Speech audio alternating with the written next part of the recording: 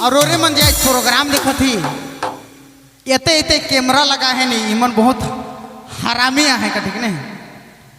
नहीं बेस है बजाओ ताली एक बार इमन के नाम से बहुत ज्यादा इमन अपलोड करे ना यूट्यूब में वीडियो का तब देखी ला नहीं तो कहाँ देखती यहाँ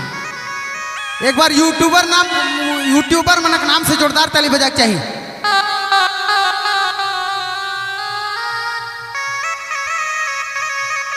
और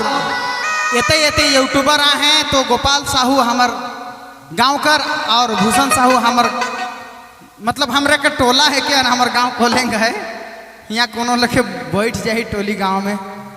इमनक दुयो नाम से गोपाल और भूषण के नाम से एक बार जोरदार ताली बजाए चाहिए। ये यूट्यूबर मना है जे यूट्यूब में डालबा ही प्रोग्राम करो रे मन देखा एक बार हमार बनकर यूट्यूबर के नाम से जोरदार ताली बजा के स्वागत करो।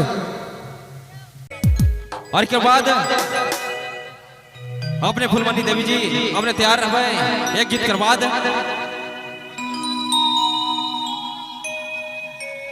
होकर बाद रजनी तैयार रहे लेकिन उससे पहले फुलमनी देवी जी आपने तैयार रहे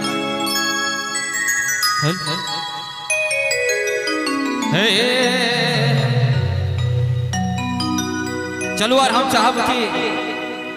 लगभग शादी समय है और शादी में भरपूर अब दिन उस दिन आए जाए क्योंकि